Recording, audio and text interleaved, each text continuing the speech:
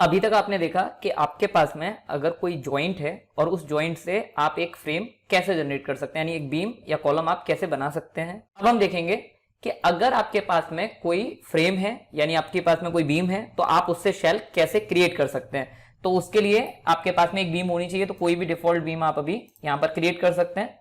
अब ये मेरे पास में देखिए एक बीम है, इसको मैं फ्रेम कह सकता हूं, और अब इससे फ्रेम से मुझे एक स्लैब यानी सेल जनरेट करना है। तो देखिए क्या करेंगे आप, इसको मैंने सेलेक्ट किया, एडिट में जाएंगे और एडिट में जाने के बाद एक्सट्रूड, और एक्सट्रूड का दूसरा ऑप्शन है एक्सट्रूड फ्रेम टू शेल, तो मैंने इस पर क्लिक कर दिया।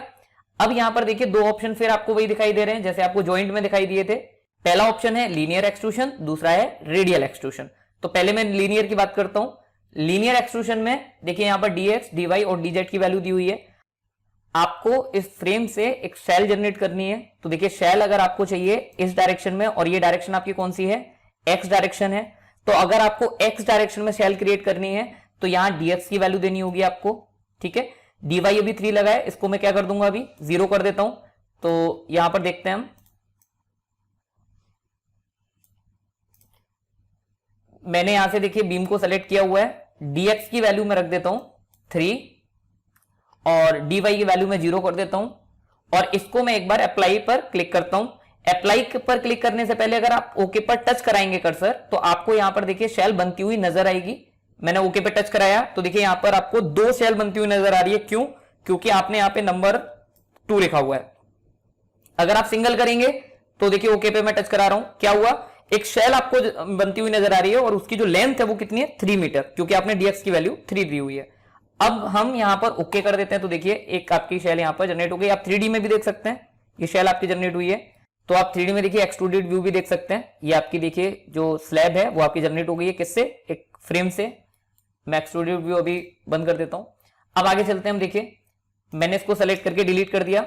अगेन मैं यहां पर देखिए अप्लाई करता हूं, मैंने बीम को सेलेक्ट किया, एडिट पर गया, एक्सट्रूड, और एक्सट्रूड में फ्रेम टू शेल। अब आपने यहां पर वैल्यू दी 8 डायरेक्शन में जाना है। अगर आप यहां पर -8 देंगे तो क्या होगा, देखिए मैंने -8 दिया तो 8 आपका राइट साइड में आप जा रहे थे एक्स डायरेक्शन में। अब -8 का मतलब आप अपोजिट डायरेक्शन में जाएंगे। तो जैसे ही मैं कर्सर टच कराता हूं ओके पे तो देखिए आपको ब्लू कलर से पूरा जो आपका ग्रिड है, जो स्क्वायर है, आपको वो ब्लू कलर से दिखाई दे रहा है। क्यों? क्योंकि आपने यहां पर 8 वैल्यू लिखी है। 8 मतलब 8 की स्लैब आपकी बनेगी, और इस ग्रिड की जो लेंथ है वो आपकी टोटल कितनी है, 8 मीटर।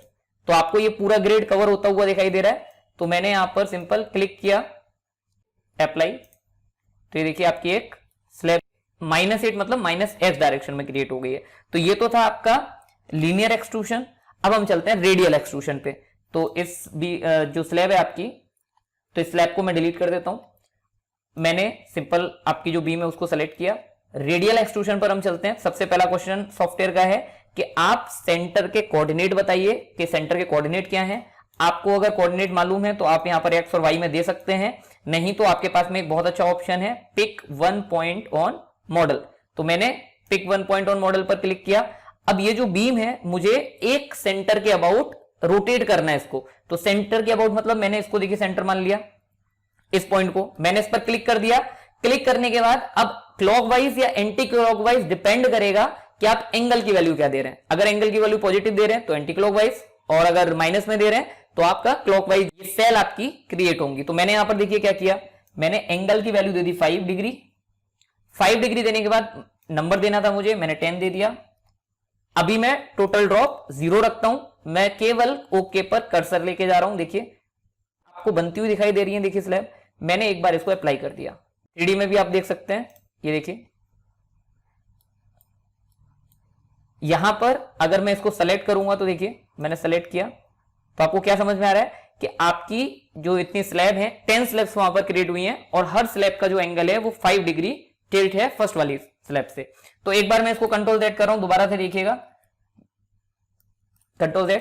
मैंने अगेन इसको सेलेक्ट किया और इस बार मैंने यहां पर -5 डिग्री रखा। तो मैंने -5 डिग्री रखा, और अब की बार मुझे जो स्लैब चाहिए थी वो पूरे 90 डिग्री तक चाहिए थी। तो 90 डिग्री के लिए मैं पहले भी आपको बता चुका हूं कि 90 डिवाइड बाई और जितना एंगल आपने दिया है वो आप यहां पर देंगे। टोटल ड्रॉप अभी मैंने 0 रखा। देन देखिए मैं कर्सर पर टच करा रहा हूं तो आपको क्या दिखाई दे रहा है, राइट साइड में 90 डिग्री तक पूरा एरिया कवर होता हुआ दिखाई दे रहा है। तो मैंने इसको अप्लाई कर दिया, देखिए राइट साइड में आपको यहां पर भी दिख जाएगा 3D में एक्सट्रूडेड व्यू। अब समझते हैं हम टोटल ड्रॉप। ये टोटल ड्रॉप क्या है? तो जो मेरा यहां पर अभी तक बना है मैं उसको कंट्रोल Z कर लेता हूं। मैंने बीम को एक बार सेलेक्ट किया, मुझे जो कर्व जनरेट करना था वो 90 डिग्री तक ही करना था, तो मैंने यहां पर 18 नंबर ऑफ एलिमेंट ही रखे। टोटल ड्रॉप अभी 0 है, मैंने टोटल ड्रॉप को 3 मीटर कर दिया। अब देखिए 3 मीटर का मतलब क्या होगा। मैंने यहां से ओके पे टच कराया तो आपको दिख रहा है कि हाँ ये 90 डिग्री तक कवर हो रहा है, लेकिन जब आप अप्लाई करेंगे तो ये टॉप व्यू में दिखाई नहीं देगा। क्यों नहीं दिखाएगा टॉप व्यू में? टॉप व्यू में इसलिए दिखाई नहीं देगा क्योंकि जो आपका ये टोटल ड्रॉप है, टोटल ड्रॉप का मतलब क्या हुआ, देखिए मैं यहां पर आपको शो कर रहा हूं। टोटल ड्रॉप का मतलब है कि टोटल इतनी डिस्टेंस आपकी डाउन हो गई है, यानी जो आपका लेवल था उससे 3 मीटर आपने ड्रॉप दे दिया, यानी उससे 3 मीटर का गैप जो है वो क्रिएट हो जाएगा।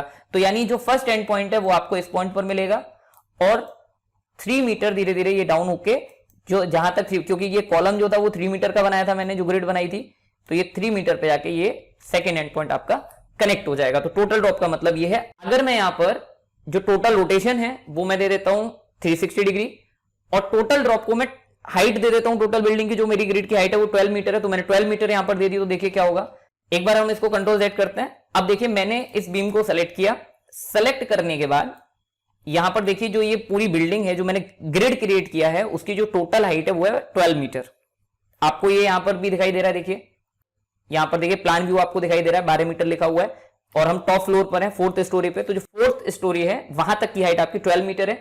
तो इस बार हम एक काम करते हैं कि हम -5 का ड्रॉप देते हैं, 18 की जगह हम 360 डिवाइडेड बाई 5 डिग्री देते हैं, यानी टोटल 72 नंबर ऑफ आइटम हम देते हैं। और टोटल ड्रॉप मैंने इस बार दे दिया 12 मीटर, जो मेरे टोटल ग्रिड की हाइट थी। और सेंटर पॉइंट देने के लिए मैंने इस पर क्लिक किया, पिक 1 पॉइंट पर, और सेम मैंने सेंटर पॉइंट रखा जो मैंने पहले दिया था और मैंने इस पर क्लिक कर दिया। देन देखिए मैं अप्लाई कर रहा हूं। ओके मैं आपको देखिए 360 डिग्री रोटेट होता हुआ दिख रहा है, लेकिन जैसे ही आप अप्लाई करेंगे टॉप व्यू में कुछ नहीं दिखेगा क्योंकि टोटल ड्रॉप आपने 12 मीटर का दिया है। मतलब जो आपका स्लैब बनेगी वो स्लैब आपकी 12 मीटर नीचे बनेगी, तो आपको टॉप फ्लोर से दिखाई नहीं देगा, टॉप व्यू से। तो मैं अभी इसको अप्लाई कर रहा हूं और आपको अब राइट साइड में देखिए ये देखने को मिल रहा है। ये देखिए पूरा 360 डिग्री है, मैं रोटेट करके दिखा रहा हूं। देखिए मैंने 12 मीटर का टोटल ड्रॉप दिया था, तो 12 मीटर नीचे यानी बिल्कुल आपका टॉप से लेके बॉटम तक ये क्रिएट हो गई है और बॉटम तक आपका कितने डिग्री है 360 डिग्री। और टोटल नंबर ऑफ एलिमेंट कितने हैं इसमें 72। तो इस तरीके से आप सर्कुलर अगर स्फीयर क्रिएट करना चाहते हैं तो वो आप ईटैब में क्रिएट कर सकते हैं। तो ये आपकी दोनों कमांड थी, लीनियर एक्सट्रूशन और radial extrusion for frame to shell.